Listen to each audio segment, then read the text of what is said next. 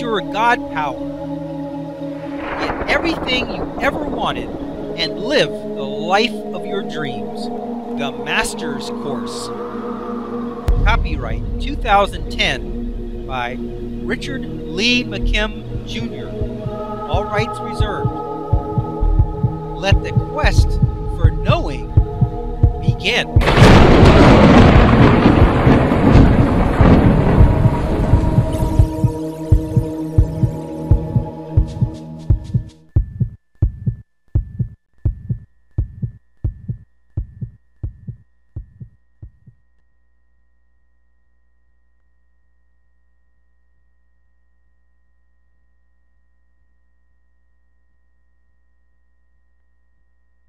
Number 2.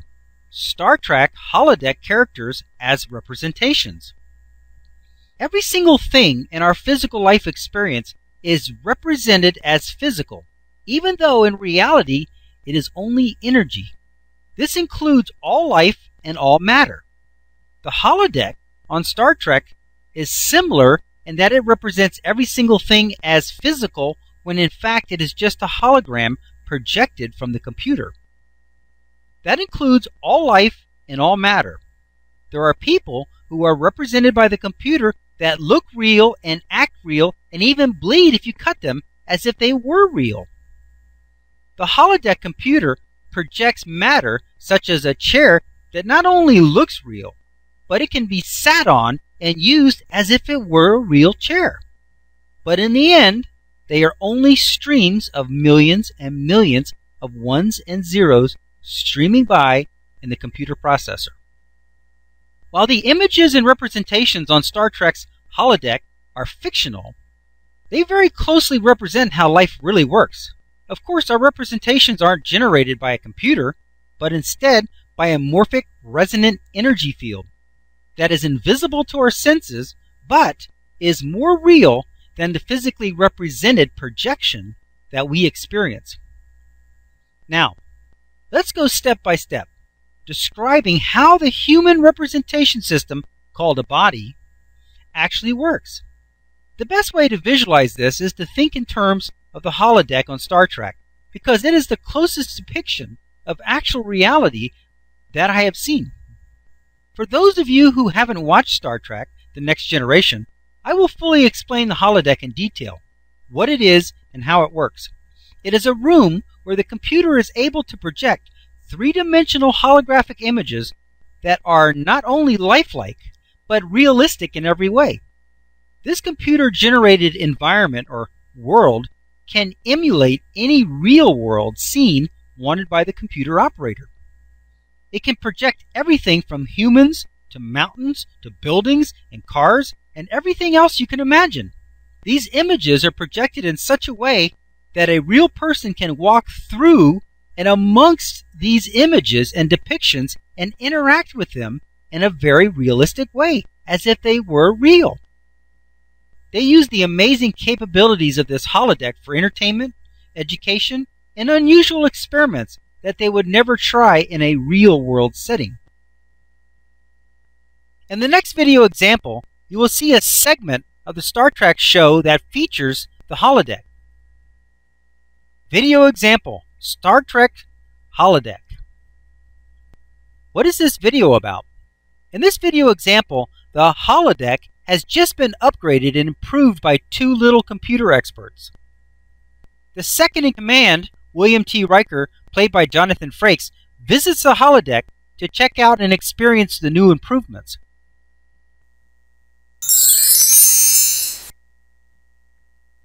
For best results, pause this video at this point here, and watch the video example mentioned in the segment.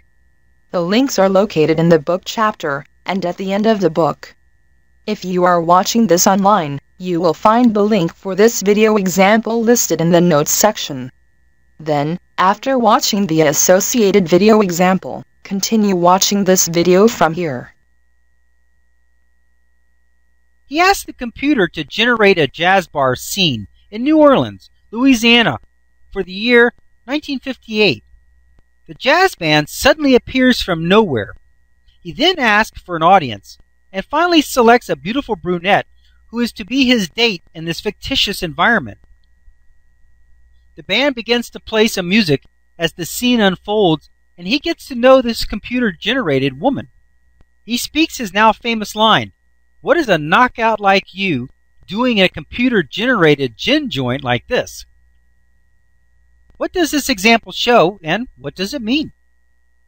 This video example demonstrated the idea that the computer-generated holographic characters are indistinguishable from the real-life people.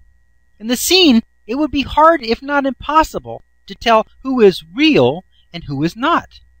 The representations generated by the computer are so real in every way that they can easily pass as the real thing.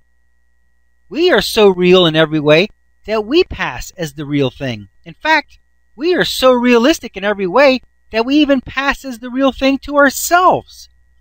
The biggest difference between the computer-generated characters on Star Trek's holodeck is that we are generated by something far more powerful than a computer. We are created by the infinite intelligence of the universe, and we think and believe that we are really physical. Using our Star Trek holodeck analogy, we will start with a computer, energy field, generated human being. Let's call him Rick, the representation, or Rick for short. When Rick, the computer-generated image, is reading a book on the holodeck, what is actually happening is Rick's eyes are seeing words. However, the computer already knows the whole book that is being read by Rick.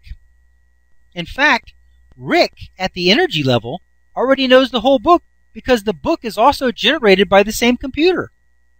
But in order to keep this very realistic, to make this holodeck a believable reality, he should only know the words that are in front of his eyes. As those words are represented as seen, then Rick's computer-represented brain lights up, just like the computer music player, as if a nerve pathway was really being triggered.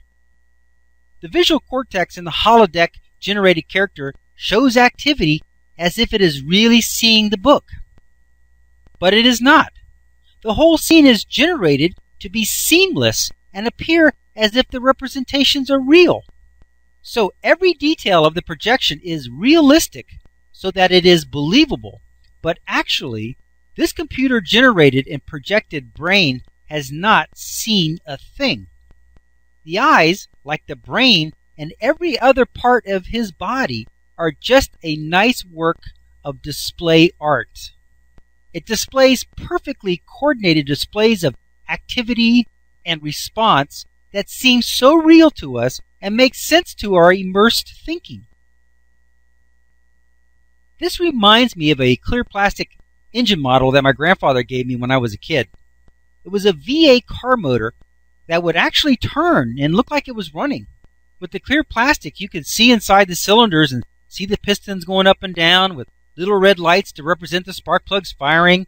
But even though it had all the right parts, and they looked and seemed like they were interacting with each other in a proper way and running, the plastic engine model in the end was only representing a motor running, but it wasn't actually running.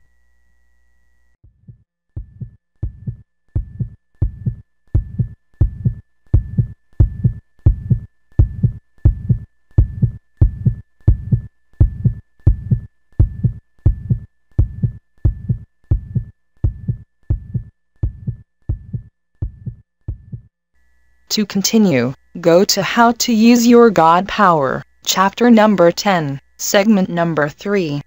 Let your quest for knowing continue.